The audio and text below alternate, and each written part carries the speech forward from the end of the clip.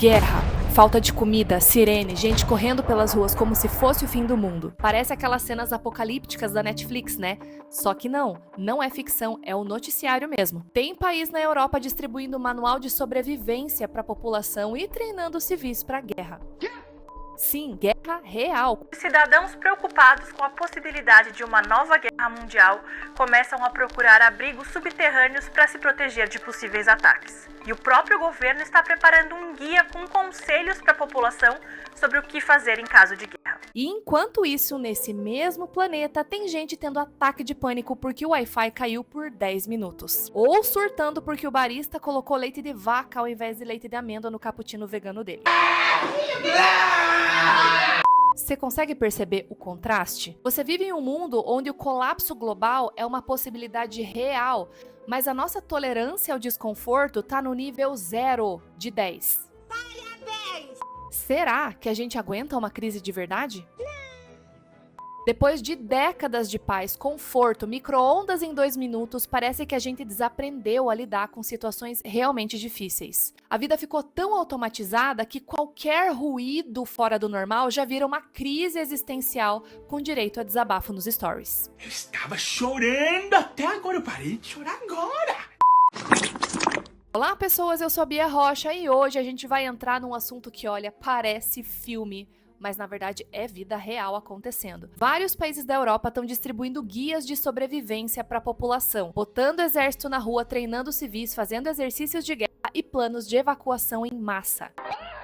E aí vem a pergunta de milhões: o que tá acontecendo com o mundo? Será que tudo isso é um exagero da mídia ou tem coisa grande rolando nos bastidores? Será que estamos realmente flertando com uma terceira guerra?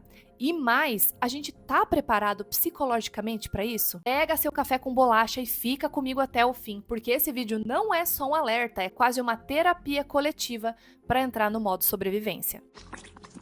Antes de refletir sobre como fica a nossa cacholinha nessas horas, vamos contextualizar melhor o que está acontecendo? Uma matéria da CNN relatou um movimento cada vez mais comum na Europa, a preparação da população civil para uma possível guerra. Países como Suécia, Alemanha, Lituânia, Polônia e França estão distribuindo manuais de sobrevivência, simulando ataques e treinando civis para perguntas como: onde buscar abrigo, o que estocar em casa e como se comunicar se tudo falhar. Tudo isso porque o risco de conflitos armados, especialmente com a Rússia, já não é mais ficção. É uma possibilidade real. Apesar de alguns países estarem tão perdidos quanto o meme do John Travolta, como Portugal e Itália, parece que a moda realmente pegou. E tem muito relato, inclusive, de brasileiros que estão recebendo materiais pelos correios com instruções sobre como sobreviver em situações climáticas extremas, catastróficas ou uma possível guerra. O pessoal que mora aqui na Europa mandando a gente fazer kit de sobrevivência. Aqui na Inglaterra, a justificativa, a maior parte da eletricidade da Inglaterra é gás. O gás vem da Noruega. Foram vistos navios russos. E aí, eles estão falando pra gente fazer kit de sobrevivência pra caso tenha um apagão e a gente não tenha mais energia. Gente, eu fiquei real com muito medo.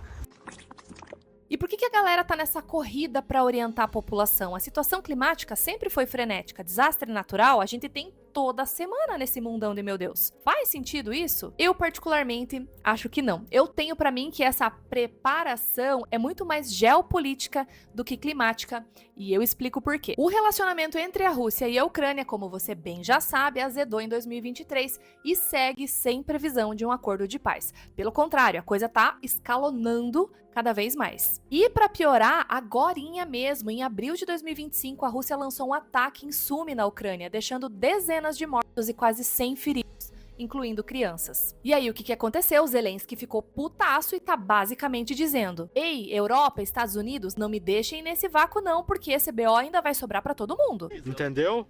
Aí, falando em Europa, adivinha quem me veio à cabeça? A OTAN, que já ligou o modo turbo de alerta. O novo secretário-geral, Mark Rutte, já tá com cara de quem não dorme há muito tempo e não é à toa. Ele deu a entender que o medo agora é que a Rússia esteja cogitando usar armas nucleares no espaço para derrubar satélites em órbita. Meu pai não sabia dessa.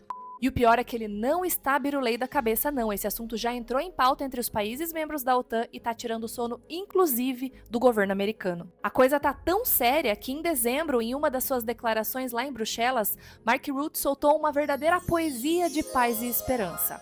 Abre aspas. é hora de mudar para uma mentalidade de guerra. O maluco é brabo. Se isso for verdade, não é só a guerra na Terra que preocupa, é o Wi-Fi da galáxia inteira. O mundo vai travar, meus amigos. Como é que você vai postar sua foto de café com uma legenda profunda tipo gratidão? Como é que você vai pedir um delivery porque você não sabe nem fritar um ovo? Achar o caminho de volta para casa depois de sair do bairro vizinho sem o Waze funcionando? Não sei. O mundo não vai travar porque acabou o combustível ou a eletricidade. Vai travar porque o scroll da tela do celular não vai funcionar. Pra piorar, não ficou muito claro se os Estados Unidos vão continuar defendendo a Europa com o seu paraguas nuclear. E antes que você me pergunte o que é esse troço, digamos que a tradução para isso seria guarda-chuva nuclear, uma promessa de proteção feita por países que têm armas nucleares, tipo os Estados Unidos, para os seus aliados. É tipo aquela história de mexeu com um, mexeu com todos, sabe como? Então, como não ficou muito certo que o Trump vai se comprometer a ajudar a União Europeia nesse trelelê aí, a França já olhou pro resto da Europa e já falou, relaxa que eu dou conta, vamos fazer o nosso próprio guarda-chuva atômico aí, uai. E essa incerteza sobre uma possível ajuda ou não dos Estados Unidos tá fazendo a União Europeia investir mais do que nunca no apoio à Ucrânia. São bilhões e bilhões de dinheiros despejados nessa batalha contra a Rússia. A ideia é reforçar o apoio antes que a situação piore ainda mais, principalmente com a ameaça russa cada vez mais ousada. Eu não aguento esse homem! Ou seja, a Europa tá colocando dinheiro onde a boca tá, porque ficar só no Força Ucrânia já não tá colando mais. Pra vocês verem como esse papo de manual de sobrevivência tá mais pra clima de guerra do que pra situação climática, pesquisas mostram que o medo de uma terceira guerra mundial tá batendo fortíssimo na Europa. Na França, 83% da galera tá com o coração na mão e 76% acredita que esse BO pode sim se espalhar pelos países vizinhos da Ucrânia. Pra deixar tudo ainda mais cinematográfico, o tal do relógio do juízo final, que simboliza o quão perto a gente tá de uma catástrofe global, foi ajustado para as 23 horas, 58 minutos e 31 segundos. Minha gente, só falta o intervalo da novela para acabar de explodir tudo de uma vez.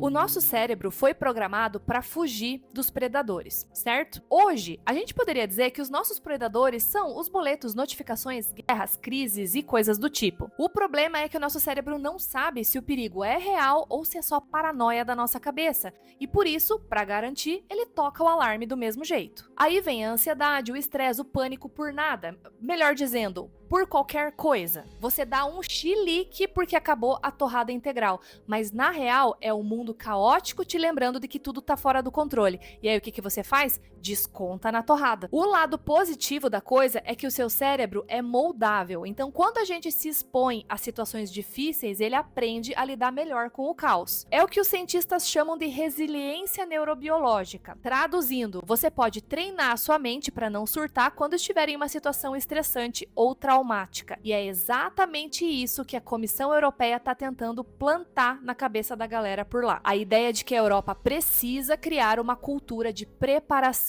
e resiliência. Ou seja, parar de achar que isso nunca vai acontecer com a gente e começar a se perguntar: tá, mas e se der ruim? Eu tô pronto? Eu vou saber o que fazer? Agora me diga com sinceridade, será que a geração Z, que entra em pânico quando o TikTok sai do ar, tá pronta pra lidar com a escassez de energia, crise de alimento ou sei lá, ter que usar um mapa de papel pra poder se locomover? Jovens que não sabem nem fritar um ovo, mas sabem fazer 7 tipos de dancinha sincronizada pro Reels. Prioridade que chama, né? Uma pesquisa revelou que apenas 33% da geração Z se considera habilidoso na cozinha e 50% preferem pedir comida do que cozinhar. A gente tem que se preparar muito bem e explicar pra galera que não tem como desinstalar a vida real no caso de um colapso global. Inclusive, esses dias eu lembrei daquele provérbio bem batido, mas que é sempre muito atual, que resume bem o nosso tempo.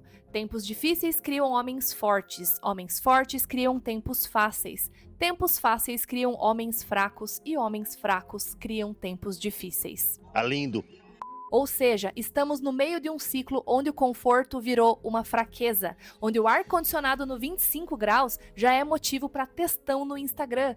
Você tem tudo fácil, sem precisar sair de casa. A menor contrariedade vira gatilho emocional. Exigir pontualidade é botar pressão. E qualquer conflito é violência psicológica. E não, isso não é diminuir os desafios emocionais reais. É só sobre como a gente desaprendeu a lidar com o desconforto básico. básico. Você acha que quem reclama de notificação no grupo às 7 horas da manhã vai lidar bem com um toque de recolher? Na pandemia, a gente teve um belo de um test drive, uma prévia silenciosa de como a gente poderia se sair numa crise de verdade. Não teve bomba, não teve invasão, mas a gente teve muito medo, muita incerteza e um inimigo invisível que bagunçou a vida de todo mundo. Todo mundo foi obrigado a ficar em casa por questão de segurança, precaução, enfim, mas a gente nunca sabia o que ia vir no dia seguinte e a gente acabou ficando cara a cara com a nossa própria fragilidade. E não foi nada bonito. A OMS revelou que os casos de ansiedade e depressão aumentaram 25% no mundo só no primeiro ano da pandemia. No Brasil, 53% das pessoas que fazem terapia começaram durante esse período. E adivinha qual que foi o motivo principal? A ansiedade. As terapias online explodiram. A plataforma Vitude registrou um aumento de 500% nos atendimentos desde 2020. Ou seja, mesmo com comida no iFood e Wi-Fi funcionando, muita gente desmoronou. Agora imagina com o agravante de uma guerra, ficar sem energia, sem comida, sem a possibilidade de se comunicar com as pessoas que você ama. A pandemia mostrou que emocionalmente a gente não estava preparado. E se a gente tiver que tirar alguma lição disso tudo, é que a mente precisa de preparo tanto quanto o corpo. Aí me passou pela cabeça que talvez você queira saber o que está escrito nessas famigeradas cartilhas da Europa, acertei? É claro. Porque, né? Vai que esse samba-lelê da guerra respinga em nós aqui. Informação nunca é demais, você não concorda? Esses guias orientam a população a ter um estoque básico para se manter por pelo menos 72 horas. Água potável, 3 litros por pessoa por dia, alimentos que não estragam fácil, como enlatados, barra de cereal, fogão portátil ou uma forma de cozinhar que não use eletricidade, abridor de latas manual, porque, né, se não tiver energia, ele vai só ser um peso de papel, velas, fósforos, lanternas e pilhas extras e medicamentos importantes para os primeiros socorros. No guia também tem algumas instruções sobre como guardar documentos importantes em lugar seguro e acessível, e ele também sugere que você tenha um radinho a pilha ou a manivela para você saber das tretas aí no modo offline. Ele também ensina algumas formas de comunicação sem o uso da internet, coisas muito básicas e simples mesmo, como sinalizar com um espelho ou um pano branco na janela se necessário. Sobre organização e mentalidade, o guia sugere que você converse com seus vizinhos, organize grupos de apoio, aprenda noções básicas de primeiros socorros e ensine às crianças o que elas precisam fazer em casos de emergência. Além do basiquinho, que é evitar espalhar fake news, se esforçar para controlar o pânico e ajudar as crianças e idosos a entenderem o que está acontecendo de uma forma segura. Se você quiser conferir de cabo a rabo esse material, vou deixar o link dele aqui na descrição. Se tem uma coisa que a história prova é que o caos é cíclico, mas o poder humano de se reinventar e de se adaptar também é. A dor força você a crescer. O caos ensina mais do que o conforto. E a mente, com certeza, se bem preparada, é o melhor abrigo em tempos de guerra. Então comenta que eu tô pronto se você quiser treinar sua mente para resistir a qualquer tempestade. Espero que você tenha gostado do vídeo e se gostou, deixa um joinha, se inscreve no canal e até a semana que vem. Tchau!